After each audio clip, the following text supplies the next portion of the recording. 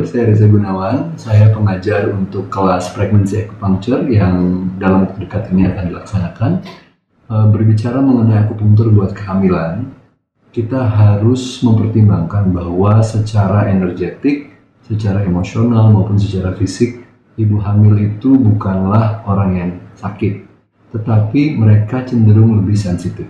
Sehingga ketika Anda melakukan pregnancy acupuncture, Anda harus menggunakan teknik yang lebih lembut dengan dosis yang lebih sesuai buat kepekaan tersebut.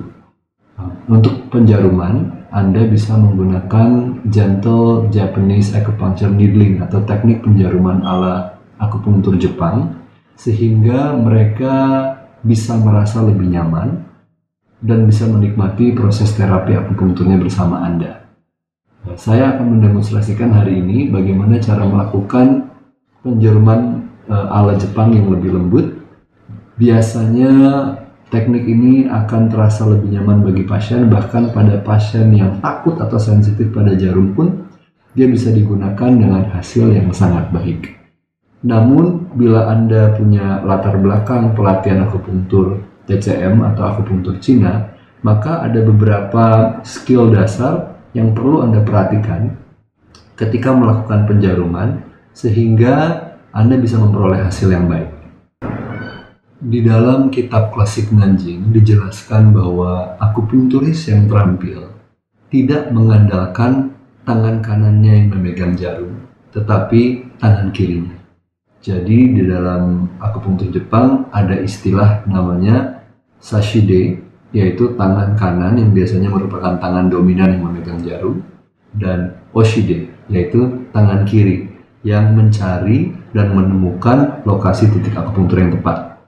Jadi kita akan belajar apa yang perlu dilakukan dengan sashide, tangan kanan, dan apa yang perlu dilakukan dengan oshide. Untuk melakukan teknik penjaruman Jepang, Anda membutuhkan jarum dengan tabung pandunya. Jarum ini yang saya pakai adalah jarum seiring warna hijau tua dengan ketebalan 0,12 mm dengan panjang 1 juz.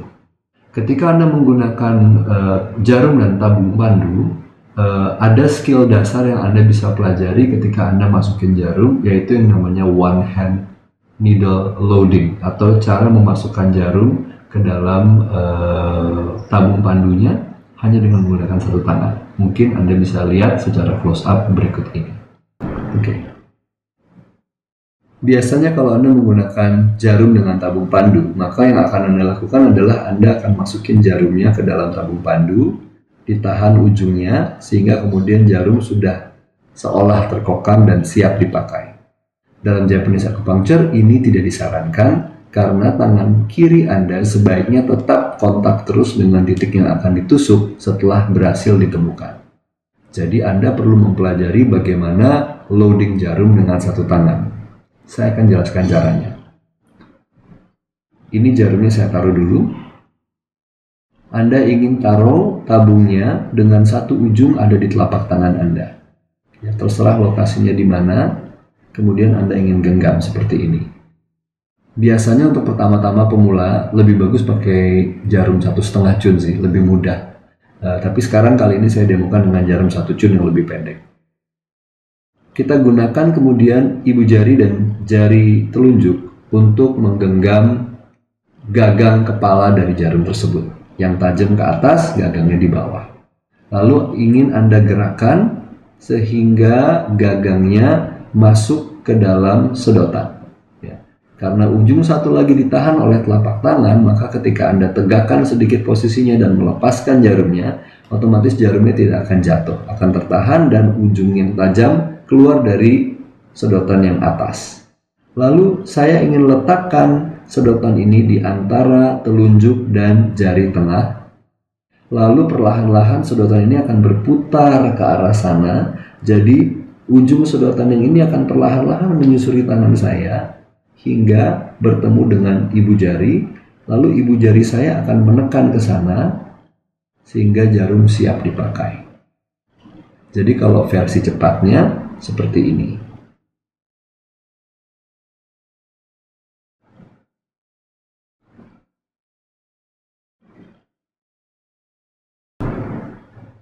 Baik, sekarang kita akan mulai belajar bagaimana tahapan penjaruman yang lembut ala akupunktur Jepang.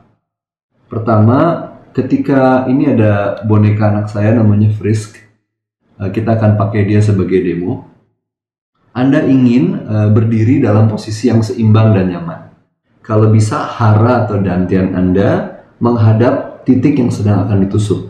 Kali ini saya akan mendemokan cara menusuk ST36 atau Jusanli. Mari kita lihat. Mari kita demokan bagaimana cara melakukan penjaruman dalam akupunktur Jepang. Pertama, Anda ingin selalu cek postur dan lokasi Anda berdiri. Anda ingin hara Anda untuk menghadap titik yang akan ditusuk, dalam hal ini adalah ST36 atau Jusanli, dan Anda ingin berdiri dalam posisi yang tegak dan nyaman, agar chi Anda bisa mengalir dengan lancar. Kedua, tangan kanan Anda sudah siap dengan memegang jarum di dalam tabung pandu. Ini namanya sashide. Lalu, langkah berikutnya Anda ingin menemukan lokasinya. Ukuran cun anatomis yang kita pelajari di akupunktur Cina adalah perkiraan di mana lokasi titiknya. Secara aktual, Anda perlu mencari dengan peka di mana lokasi titiknya. Misalnya di sini. Setelah ditemukan dengan tangan kiri, jangan lepas lagi telunjuk tangan kirinya. Langsung kita akan membuat formasi Oshide. Artinya, jempol Anda bertemu dengan telunjuk Anda, membentuk formasi seperti setengah lingkaran, dan 3 jari yang lainnya beristirahat ringan di tungkai tubuh pasien yang akan ditusuk. Ini akan membuat pasien merasa rileks dan nyaman. Ini namanya Oshide. Oshide ini penting untuk dijaga kontaknya dengan tubuh pasien supaya Anda bisa merasakan sensasi techi yang dalam akupunktur Jepang bukan dirasakan oleh pasien dalam bentuk ngilu atau kesetrum, tapi dirasakan secara lembut oleh praktisi. Setelah Oshide terbentuk, tangan kanan Anda yang sudah memegang jarum, perlahan-lahan Anda dekatkan, buka sedikit ibu jari dan telunjuk Anda, dan sisipkan ke dalamnya tabung pandu tersebut. Lalu jepit dia supaya tidak bergerak. Dalam kesempatan ini saya akan menusuk dengan sudut kemiringan agak miring ke bawah. Setelah sudah siap, jarum sudah dipegang oleh Oshide, maka sekarang tangan kanan Anda siap untuk mengetukkan jarum. Jangan diketuk sekaligus masuk, ini terlalu cepat dan terlalu menyakitkan. Cara mengetuknya adalah Anda menggunakan telunjuk Anda yang ditahan oleh ibu jari Anda. Jadi pada saat mengetuk, ibu jari Anda memberikan efek rem sehingga tenaganya tidak terlalu kuat seperti ini. Ya, dan juga Anda ingin mengetuk jarumnya perlahan-lahan masuk, bukan sekaligus hingga sama rata dengan tabung pandu. Begini caranya, rilekskan tangan Anda lalu ketuk perlahan-lahan. Kemudian, ketika tabung pandu Anda angkat, jepit jarumnya. Dan kembalikan tabung pandu ke posisi seperti mau kokang jarum lagi. Stimulasi tergantung dari efek yang ingin Anda peroleh. Saya sekarang melakukan sedikit puntiran atau dengan kuku. Setelah itu jarum bisa dilepas, saya berikan alas, kemudian dilepas. Untuk punggung sama, kita cari titiknya dengan tangan kiri, dapat membuat Oshide, 3 jari yang lain rileks di badan pasien, dekatkan tabung pandu, buka sedikit, jepit, lalu ketuk dengan lembut.